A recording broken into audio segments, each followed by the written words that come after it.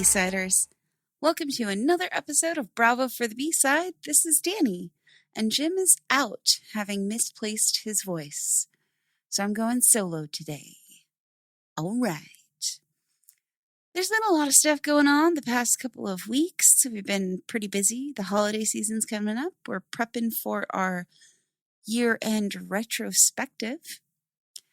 And we picked someone to cover. We're going to be finding some copies of films that they have done, and I'm pretty excited. I hope that you will be too. The last episode we posted was David Howard Thornton's interview from way back when, and it was real fun to listen to again. We talked about a lot of fun stuff. So if you haven't gone back and listened to that episode, you should. It was really just a super fun discussion between everyone, and I think we had as much fun recording it as you will listening to it. And if you enjoyed listening to it, you should go check out our Patreon. LordsofMisruleProductions.com is our website. The link for our Patreon is there. Hop on, become a patron, help us out, help us fund this podcast so that we can continue doing it, because we would really like to. So without further ado, the movie that we covered this week was going back to a horror, and this movie got a lot of like really good reviews, a lot of really good coverage, and it was something we were super excited to talk about. Unfortunately, for us, it just fell short in a few ways. So let me tell you a little bit about it. This movie is Hereditary. It was made in 2018, written and directed by Ari Aster, starring Toni, Collette, Millie Shapiro, Gabriel, Byrne, and also lots of other people that are not mentioned in the first three actors starring in the film. Rated R. According to IMDb, it had a budget of $10 million, and it brought back about 3 or 4 times that gross. So, good on them.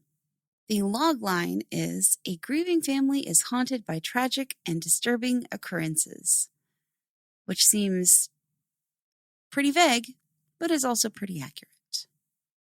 So we start with an obituary naming Ellen Lee, and it's a pretty generic obituary, nothing super special about it. And then we're looking at a treehouse through a window, and then in the room that window is in, we're looking around at this hobby room. There's a lot of like dollhouse kind of stuff, a lot of tools, miniature stuff.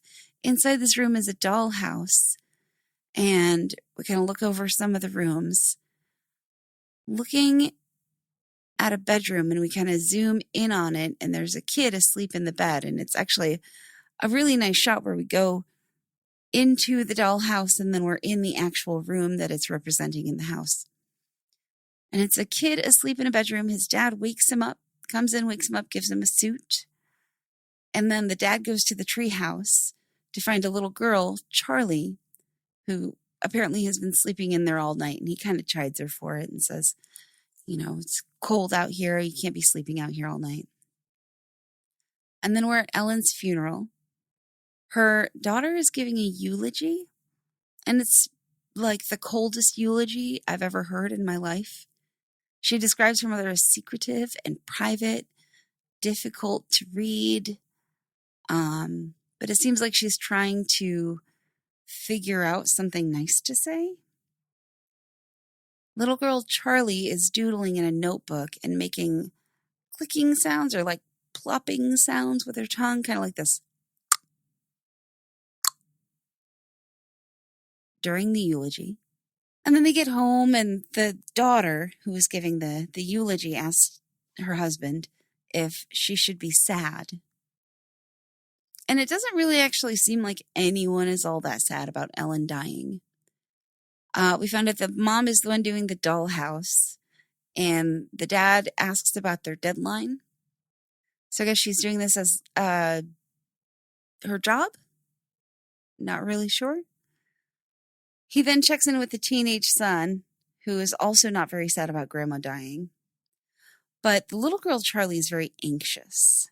And Mom's talking to her, and Charlie says Grandma wanted her to be a boy. Asks who's going to take care of her now. And Mom's like, well, I will, and Dad will. And she's like, yeah, but what about when you die? And they have this kind of weird conversation where Mom says Charlie never cried as a baby, even when she was born.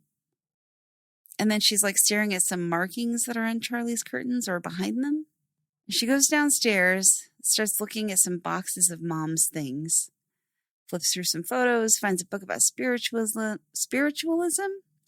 and she finds this weird note inside from her mother, asking her to forgive all the things she couldn't tell her, says it will all be worth it, and their sacrifice will pale next to the rewards, and it's signed, Love, Mommy.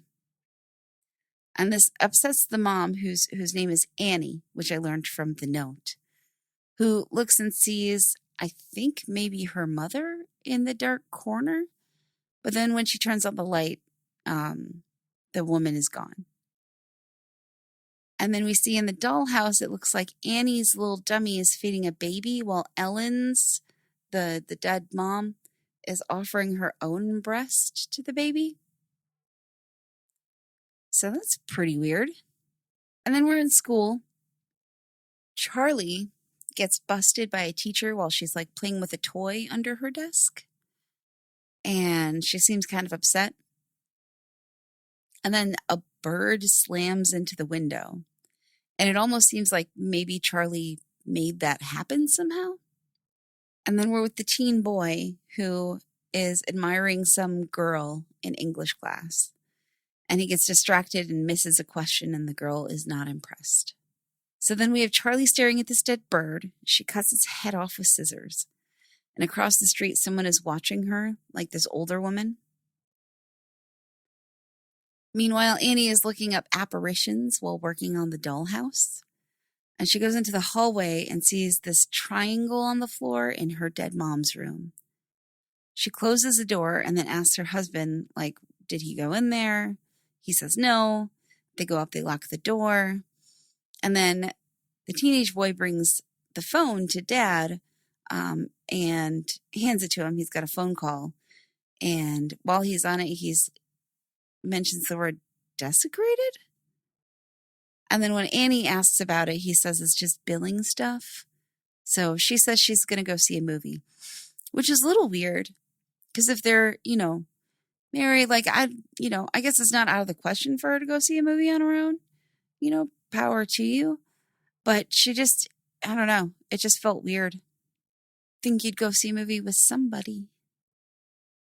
But it turns out she's actually going to a grief meeting. And she talks about her mom having DID.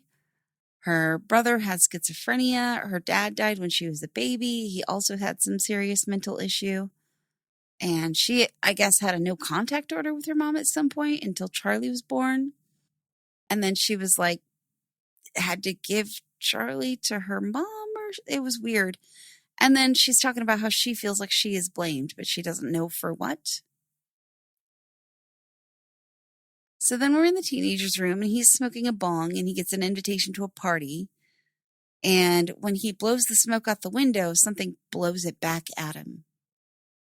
We see Charlie then making a doll out of sticks in her bedroom. She actually has a hobby desk that's very similar to Annie's hobby room, but it's filled with sticks and nature and weird, creepy stuff. Charlie is a weird, creepy kid. And she sees something, like some flashing light in her bedroom. And we learn that Annie let Ellen raise Charlie, basically. And then Annie gets a message asking for a preview of her work, and she's stressed out about it. Then the teenager asks if he can borrow the car, and Annie asks if he asked Charlie if she wanted to go. And he's like, oh, no, it's just some school thing. And she's like, bring your sister. But then they can't find her. So Mom goes out to find her. And Charlie has wandered into the woods. And she sees this woman with fire around her. And then Mom comes to get her. And Charlie is like, I want Grandma. And she tells Charlie he needs to go with her older brother to the party, and Charlie is fucking unsettling. She doesn't want to go, but they go anyway. So at this party, he sees the girl that he likes, and he is an awful, awful big brother.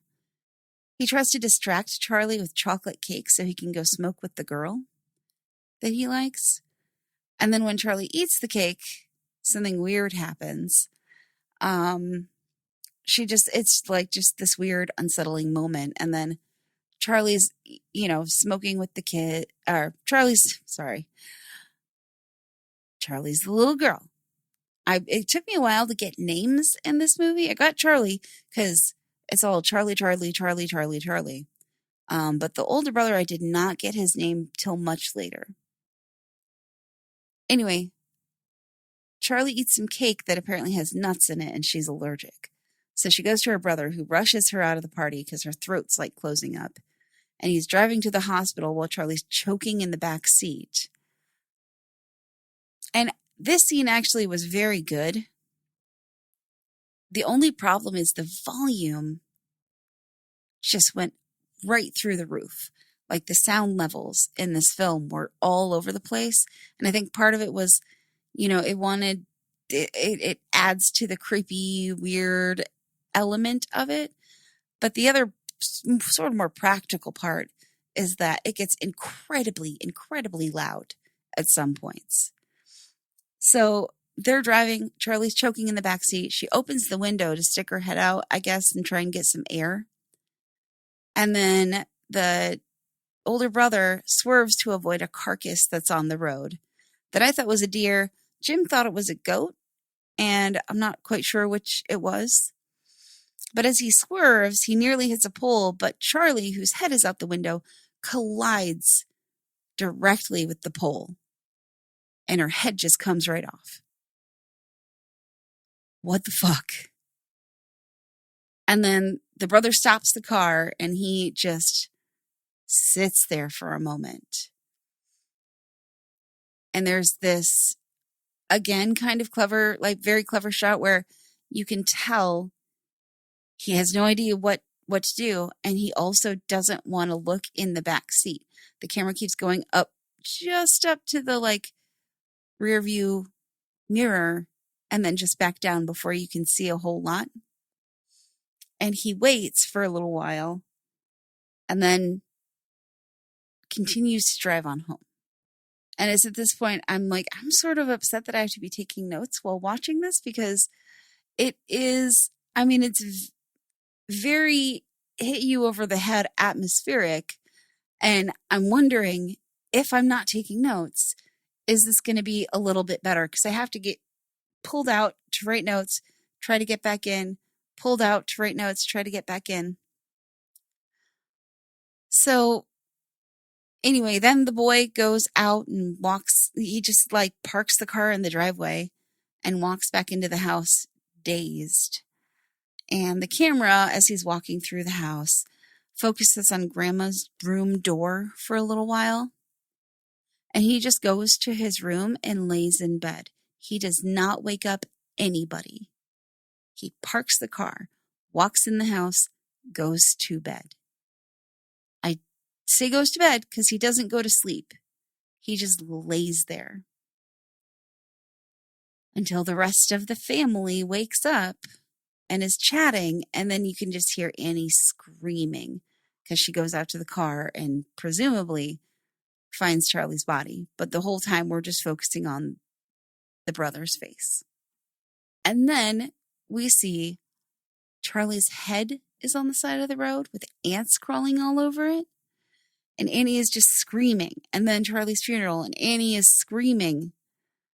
And this is very moody and very awful. And at this point, I really enjoy it. Jim has different thoughts about it. So I'm going to hop over to his notes quick and give you a little sample of his thoughts. Because I feel like I'm doing him a disservice if I don't put his opinions on here. One thing that he doesn't like, and here's the thing, I agree with him on all of this, except I like it. And I wish that he could talk because this would be a very fascinating discussion. But he writes, one thing I really don't like about this movie is all of the slow camera movement. It's annoying. For some reason, feels sloppy. It's too artificial. He feels like the director is trying to force a mood desperately on the viewer and that it ruins the pace of the film. And then it's nighttime. Peter's going to bed. Peter's the brother. He got the name faster than I did. Across from his window is the treehouse, and then there are these glowing red lights inside. And Dad is in Charlie's room looking through her drawing book. And Annie is in the treehouse, but there are space heaters in it now. So that must have been the red light. And then the next day, Peter's in class. You can kind of hear the, teacher talking a little bit. But why is he back in school? His grandma just died, and then his little sister just died. This seems pretty quick. But in school, that girl he stares at just kind of looks back at him with this weird look. And then he's out under the bleachers with his friends getting high. He starts to have this reaction, like his throat is closing up, similar to what happened to Charlie. And his friends basically ignore him. But I guess it is okay, because then he's like rolling home on his bike. And in the car in the driveway is Annie just waiting. And this she watches him walk in, and then she drives off. And she's back at the grief group. And she's thinking about going in. She decides not to. She starts pulling out. And then this woman steps in front of her, is like, "Are you coming in?" and introduces herself as Joan. And she remembers Annie from apparently a month ago when she went in there and asked how she's doing, with her mother and everything. And Annie tells her about Charlie. And Joan seems pretty nice, but Annie just wants to leave. And then Joan says, her son died. Her son and grandson drowned 4 months ago. And she gives Annie her number in case she needs someone to talk to. And then Annie gets home. Dad is sitting reading, and they go to bed. And then she leaves to go out to the treehouse. And he gives her a little bit of guff about it, but in a supportive, friendly way. Basically saying it's not healthy to go out there. It's, So then we see Peter in bed. He is startled by something. He looks around his room. He thinks he sees something in the corner and just freaks out again. Through the mail slot, there's an ad slipped in on top of the mail about speaking to the other side. And then up in the hobby room, Annie spills some of her paints while she's working on stuff and accidentally spills some on Joan's number. And then she is going to a building. It's Joan's apartment. And there's a welcome mat outside that has Joan embroidered on it. And Annie mentions that her mother used to make mats like that. And Joan's like, "Oh, weird." And then Annie opens up about what exactly happened to Charlie. And Joan asks her about her relationship with her son. And she says that their relationship got some strain put on it because Annie sleepwalks. And some years before, she had sleepwalked into the kids' room and had them and herself covered in paint thinner with a match in her hand. And Peter woke up when she lit the match. And that they just argue about everything now. They can't get along. And I mean, she's like, he just can't get, it was sleepwalking. It wasn't my fault. But I mean, if I were Peter, I'd be pretty upset about that too. And I wouldn't trust my mom ever again. And given the mental health history in her family, I would lock my door at night because that's unsettling. And then we're back at home and Peter is getting home and Dad is asking if he signed up for the SAT prep course. And I'm like, this family has been through so much in the last little bit. Like, they need to take a breath and get themselves together and just talk to each other. But of course, they will not. So then Dad finds Annie working on the dollhouse, and she is diligently painting and working on a scene portraying Charlie's death.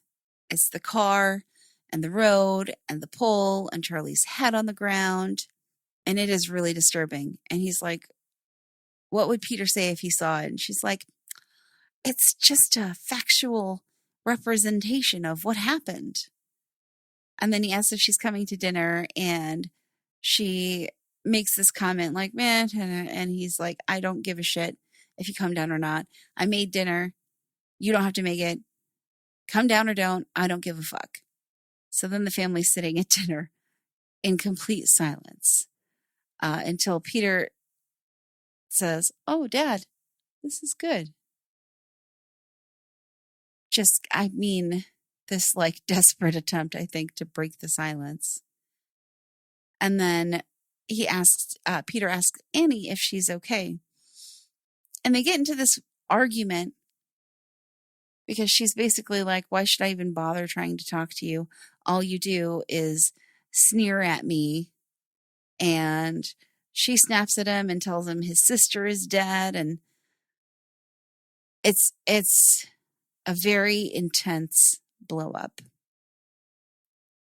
And Peter asks, what about you, Mom? She didn't want to go to the party. You made her. And then Dad tells them to stop, and Annie leaves. So then Annie is staring at the dollhouse and finds a Post-it that says, keep working. And she's like finding more of some of these Post-its around sometimes. And then I'm not sure if she's writing them or if maybe a ghost or something is writing them.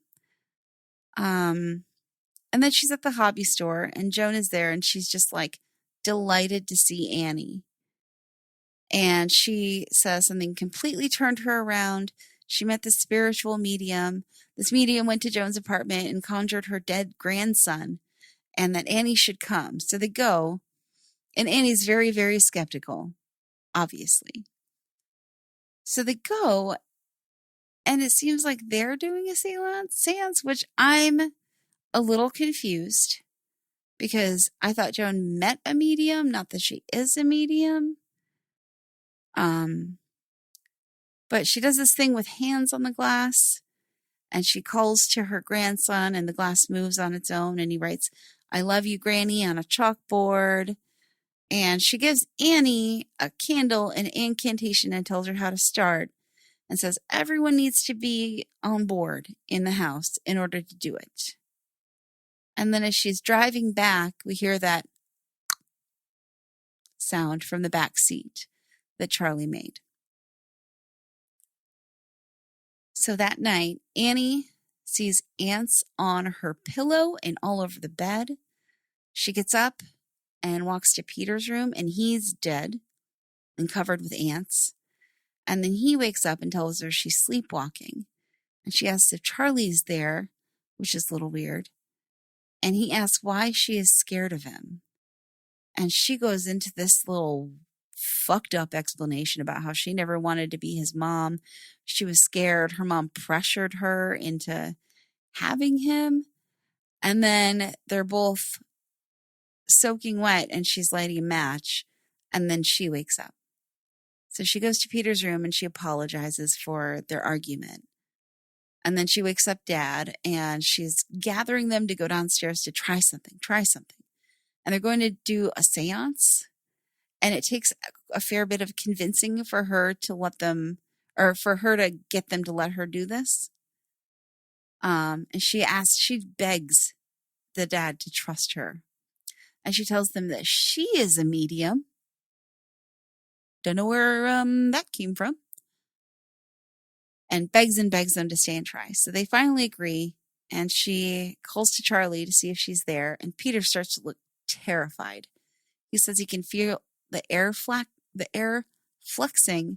and then the glass moves. And she puts out Charlie's drawing pad and asks her to show her what she did before.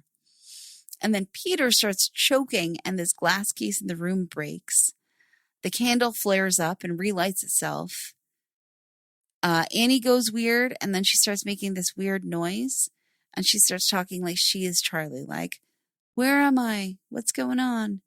Until Dad splashes water on her and she snaps out of it. And then the dog, they have a dog that's appeared a couple of times, starts going nuts. And then Annie doesn't know what happened. So then we see this like writing on the wall. And this happens fairly frequently throughout the film. You only think to write it down once it's happened like a couple of times. But this one says Liftoch Pandemonium. But all of it's just gibberish and nonsense. And then we see Peter's in school. He really needs not to be in school. Seriously. And he sees that weird light that Charlie did.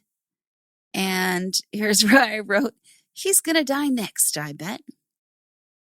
And his reflection smiles. He's like looking at himself in this glass bookcase. And his reflection smiles at him. And then he hears that, I can't do it. I'll do it again properly for you. And he excuses himself and walks out. And then the dad, Steve, calls Annie and tells her Peter had to be taken out of school, thinking that he was being threatened by some vengeful spirit. And then the phone rings again after she gets off the phone with Steve. And it's the gallery asking about a project, hoping she's okay. It's this very unnecessarily long message from them. And she freaks out and destroys everything she's been working on. So Steve comes back to find the mess. And Annie destroyed everything except this other creepy diorama of Peter and his head missing. And she also leaves the Charlie's death diorama as well. So Steve goes to the living room, takes some pills. Annie goes to Charlie's room. On the bed is the sketchbook, and Charlie starts drawing pictures on it. But we can't really see what they are. And then it's night. Peter wakes up and he hears that Charlie is in the room. She's like standing there. And she leans forward and her head falls off and turns into a basketball. And then the dog is in the doorway whining. And hands come from behind Peter's headboard and grab him. And it's like they're trying to pull his head off and the door slams shut. And we see Annie looking at the sketchbook that has many drawings of Peter with his eyes crossed out. And Annie has this book and she throws it in the fire because she's, I think, freaked out a little bit now. And when the book catches fire, Annie's sleeve catches fire, so she pulls the book out of the fire and puts it out, and her sleeve goes out. So then she goes to Joan's house, and she can't get in. She's like pounding on the door, but we get to see inside, and it's dark with candles everywhere.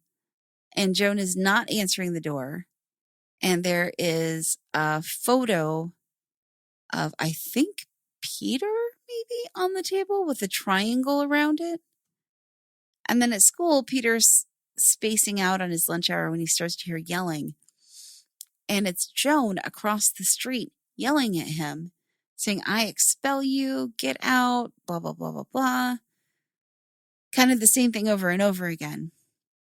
And Annie at Joan's house sees the mat again and knows that it's from her mom. She is seeing these symbols all over the place now that have been kind of peppered throughout the movie. And she goes back home. She finds these other mats that match Joan's mat.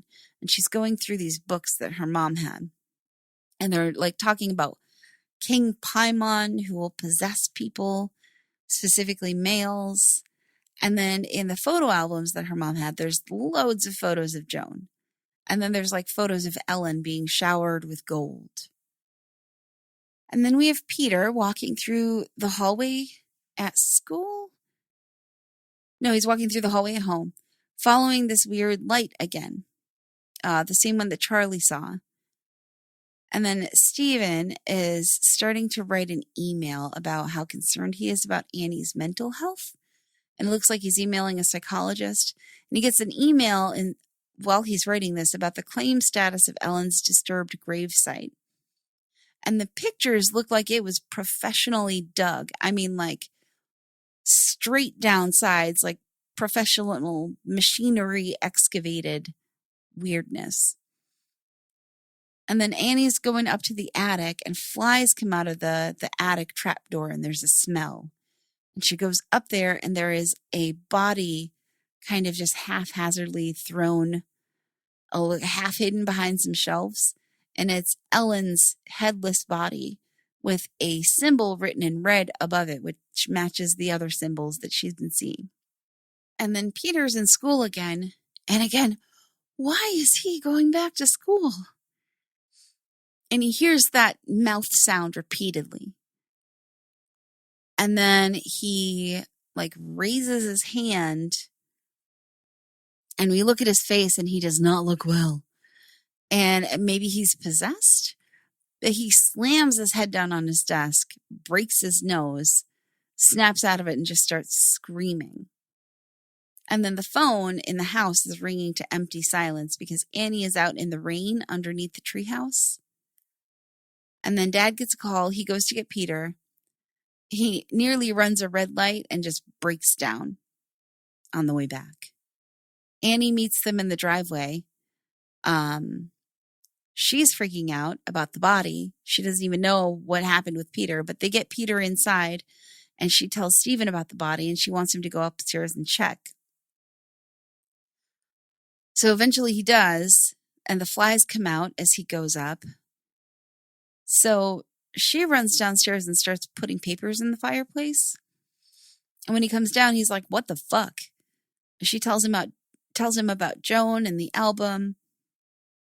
And he thinks she's just sick and crazy, and accuses her of digging up Ellen's grave. She says they didn't realize it, but they formed a pact with something when they did the seance to invite something in the house that wants Peter. So it seems like Annie has sort of figured it out, or figured something out, and she's trying to get Stephen to help her. She begs him to help her destroy the sketchbook, or she thinks Peter is going to die. And I'm watching them have this argument, and I'm like, she knows that Stephen's going to go up in flames if he throws that book in the fire, because she tells him she tried to throw it in the fire and she started it on fire, so he needs to throw it in the fire.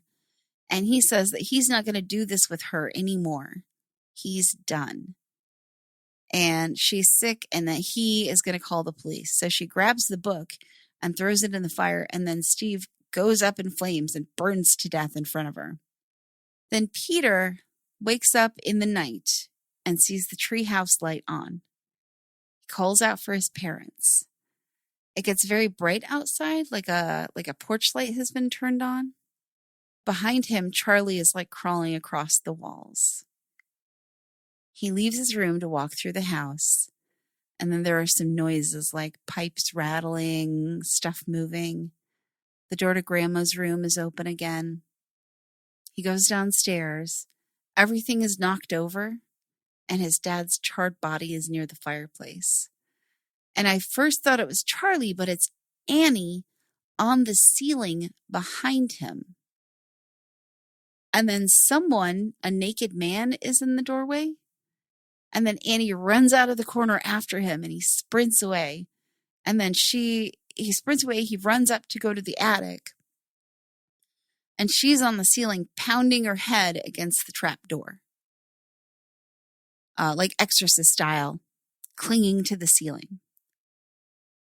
In the attic, he finds candles everywhere, and it's like Joan's house was when Annie went to check, to try and talk to Joan, but Joan was gone. And he sees this triangle in the ground, and then there is a body outline in the dust on the floor. So the body itself is missing, but it's like someone has cleared away the dust in the shape of a body. And his picture is in the place of the head with his eyes crossed out in it. And he hears a noise behind him, and kind of suspended between the roof peak is Annie on the ceiling behind him. and she is sawing off her own head. And then he sees 3 naked old people and throws himself out the attic window. And this shadow moves around him. And then the light that he's been seeing settles on him. He lifts his head. He sees Annie fly up into the treehouse. And he makes the plop sound. So Peter died when he got out that attic window. And Charlie took over him, I think. So he follows Annie. We can see the corpse of the dog laying in the yard when he walks by. And inside there are a bunch of worshipers. And he hears something behind him. And we turn around and it's a statue like Charlie would make. This kind of grotesque statue of someone, presumably Paimon, I guess. And at its feet is headless Annie and headless Ellen. And then we also see a photo of his grandmother, and it's labeled Queen Lee. And Annie pulls the crown off of the statue and puts it on Peter. And then I think it's his grandmother's voice saying, "Charlie, it's okay." And Charlie was apparently a king of hell, and they gave her Peter's body. And it ends with "Hail Paimon." So, let's talk about this movie. So first of all, I mean, they had the money to make something truly, truly good. And let's start with the good then. The acting is really excellent. The lighting is very good. It's a sort of classic creepy horror. But here are the takeaways ultimately. This movie is super, super slow for the first hour of the movie. And then it picks up a little bit and you're sort of expecting this big payoff that never comes.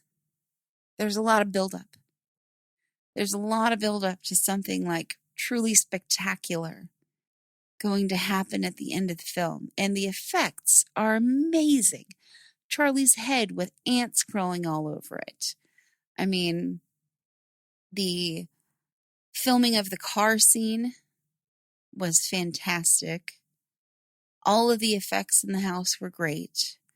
But what this really feels like ultimately is sort of a rehash of stuff like Rosemary's Baby, Mother.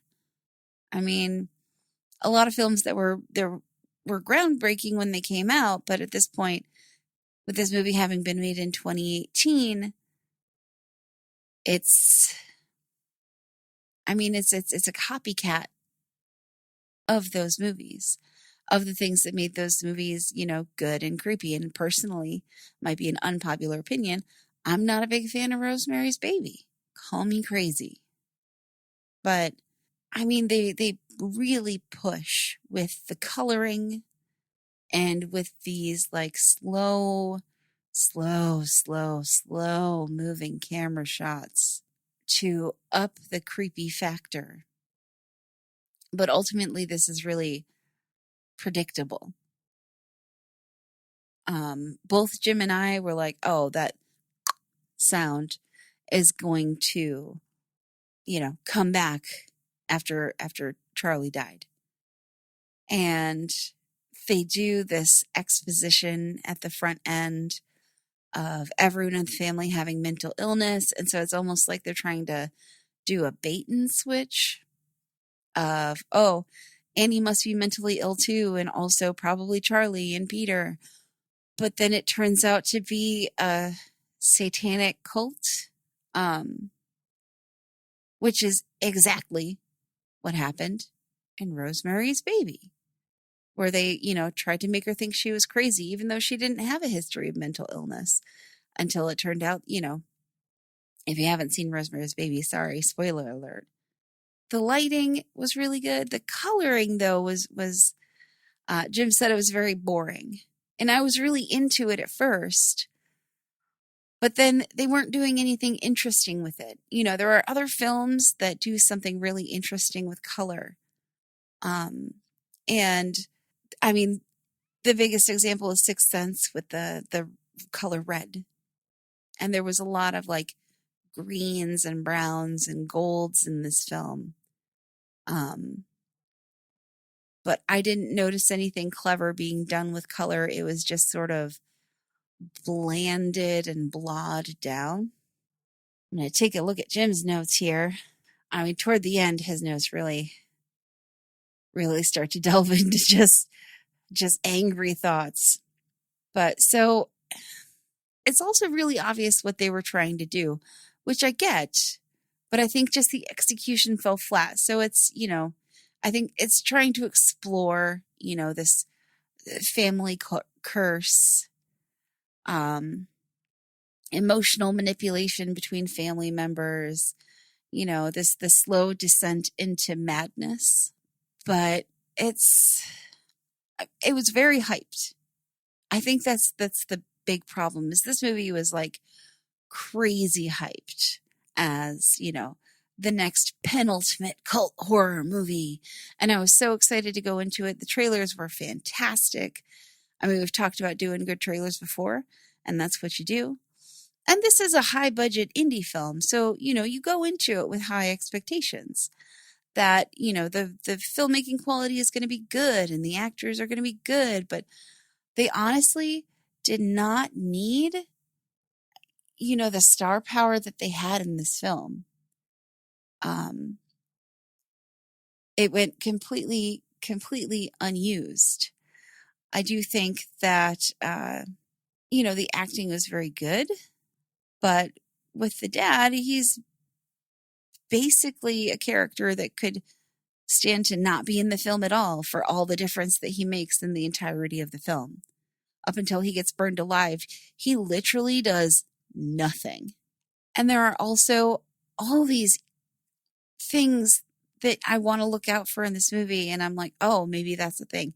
Like the Post-it notes and the writing on the walls and, the grandmother's room, the door continually opening. And none of it ever paid off, which was super disappointing. I think, the hype that has been lavished on this film is due to the fact that it is similar to things like Rosemary's Baby, to things like Mother, to, these movies that broke ground when they came out. But if you're just rehashing it, I mean, what are you even doing? You're not making your own version of another film. You're making your own version of your own film. I mean, it's just really disappointing. They play on this treehouse, and then, the end of the movie comes in the treehouse. But thinking about it, so maybe if I watched it a second time, it would be better because I'd see all the things they're leading up to, like the little diorama of the grandma offering her breast to, the Annie dummy with the baby and all this other stuff. But I don't want to watch it again. I wondered in my notes if it would be better if I weren't taking notes. And I honestly, having watched the whole thing and just talked about it, and I don't want to revisit it, to be honest with you. It was creepy. I mean, there were super creepy moments, but there weren't any scary moments. The closest thing was, the couple of jump scares and the car scene, which I will maintain. The car scene is fantastic. And you do see it coming. It is predictable. She's sticking her head out the window. He's driving down a dark road at night. Something terrible is going to happen. But I'm a huge horror fan. And I'm, not all horror is jump scares. Not all horror is blood and gore and slash, but this had some of that. And I like different kinds of horror films. I like jumping to different films. And I also like slow burn horror films, which this, would have been, but it doesn't work if the slow burn never really pays off. One thing this film does well, and I think this is purposeful on their part, is it does make you feel kind of gross. There's a lot of just grossness in this film, in the way that the family dynamics play out, in the way that the characters interact with each other in ways that are like clearly and obviously unhealthy. And the fact that the Peter keeps going back to school after all these tragedies keep happening. And watching it, I felt increasingly gross. It's really difficult to connect with any of the characters in this movie, further making me feel gross. I mean, the dad, don't know why he's there with these, with this family that seems so dysfunctional, and he seems relatively normal, but his role is completely pointless. The mom, just slowly delving into her hereditary, genetic, unfortunate dispositions. The teenage boy who's like your average teenage boy, except that he also seems to have really poor judgment. It's just none of them are relatable. And Charlie, from the get-go, is just weird. And it seems weird that no one else acknowledges that she's fucking weird. Anytime something scary happens in this movie, it's unwelcome, and you don't want it to be happening, because it's either pointless or feels like it's just there for the shock value. The tongue clicking sound is obnoxious. And then from Charlie's death, the entire movie becomes super predictable. Joan obviously knew the mom. That was obvious from the first time when she mentions the rug. And then Joan's like, oh, weird. But then as soon as Charlie dies, she comes in, obviously because Charlie's dead and she needs to get Annie on board for this whole, let Charlie take over Peter's body situation. I do think technically there are a lot of good things about this film. There are a lot of really good, interesting shots, but all of them take way too long to happen. And it doesn't take 2 hours to, be sad and introspective and start to go crazy. This movie could have all happened within that first very, very slow hour that we didn't need a lot of setup for. But there was also, all the things that never added up. Like, what was the writing on the walls for? What did it mean? We don't learn. Who dug up Grandma's body? Where were the Post-it notes coming from? Did Annie write those for herself? Did her husband write them for her? Why do we never address the fact that Annie, tried to light herself and her kids on fire at one point and wasn't institutionalized for it, as far as we're aware? I mean, whatever happened with that?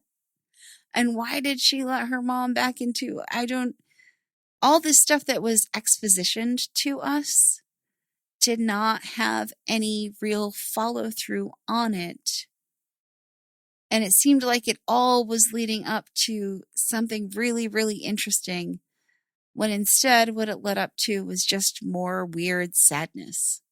It is a very, very slow burn. And the sound is all over the place. It's super quiet and moody and weird, and then it gets outrageously loud, like blow your eardrums out loud, depending on how high you have your TV's volume, when it should stay between some levels. And the music doesn't pull you further into the film. It pulls you further out of it. And when I was first taking notes, I was like, oh, I like this. It's moody, the lighting, the acting, it's creepy. Okay, I want to know where this is going. I want to know what's going on. But as I'm sitting here talking about it and thinking about it, the more, it's just not my cup of tea. I mean, you can do slow burns, you can do creepy, but you need to make sure that the payoff is worth the wait. If you want to do a slow burn, creepy, disturbing, delve into characters, make the character someone you can relate to. Make the movie something you want to listen to and not something you want to cover your ears because all of a sudden the sound and music gets so high that dogs from across the street are barking, or my own dumb dog is barking. If the goal of this film was to make us distressed and uncomfortable, then that is what they accomplished. But if the goal of this film was to create a good, slow burn, creepy, keep you on the edge of your seat horror, like true classic horror, then I think that it failed because I never really want to think about this movie again. And I never really want to talk about this movie again. It is going to stick with me for a long time, but probably not for the reasons that they want it to. So to sort of recap here, because I don't think I can keep saying the same things over and over and over again. Technically, lighting, coloring, acting, some of the dialogue, some of the dialogue was just weird and didn't make any sense, but some of the dialogue was okay. But they could have cut out the dad entirely. The writing is really where it failed. And maybe it would have been better if it were directed differently. Maybe if we'd have sped up some of these incredibly slow shots, and maybe if we'd have come back around to all of the little things that were happening, like why was Grandma's door continually open? For what purpose? There was nothing in that room that made any difference in the outcome of the film. I really wanted to like it. And they had the money, and they had the talent, and they had the equipment, and they had the everything to do it right. And they didn't, unfortunately. So with that, if you like our podcast and you want to support us, go check out our website, lordsofmisruleproductions.com. On that website, you can find links to our Patreon. You can find every episode we've ever done. You can find other projects that we have in the works and projects that we're doing. Links to our YouTube, to our social media. Please go follow us on social media. Give us a like, give us a follow. Do a review on whatever podcast platform you are listening to. And hop over to our Patreon and become a patron. Help us keep this podcast alive. Because if we can't have it pay for itself at least, then we can't continue to do it for a very long time. We'd like to have that. And I know that we have listeners out there who like what we do and who appreciate that we bring light to these movies. This movie particularly didn't need light brought to it. I was just so excited from all the hype of this movie that I really wanted to do it and cover it. And unfortunately, here's where we are. But every movie has a lesson. And I think the lesson of this movie is write your own movie. Don't copy what other successful movies have done necessarily. Go ahead and copy that, but, make it your own. For goodness sake, make it your own. Do something new. Break some ground. Anyway, support indie film. Support this podcast. We have tons of friends that we've made on this podcast who are out there making fantastic things. And we want to help them succeed. And you can help them by helping us, and we'll help them. And you can help them by, when we cover those movies, go rent them, go buy them, go do the stuff. And if you have a movie that you want us to cover, shoot us an email. You can find our emails on our website. You can also email us thoughts about the podcast, thoughts about, things you'd like to see in future retrospectives. If you're an actor, writer, director, producer, gaffer, anyone that works in indie film, we'd love to have you on the show. We'd love to talk to you. We'd love to interview you. We'd love to know, what you do and how you like doing it, and more about the tribe that indie film is composed of, because it is a beautiful, creative, wonderful tribe. I think that'll about do it. Until next time, friends, and hopefully next time Jim can talk again and he can join us in this beautiful film discussion, dissection podcast where we celebrate indie film. Bravo for the B-side. Until next time, this is Dani. Bye.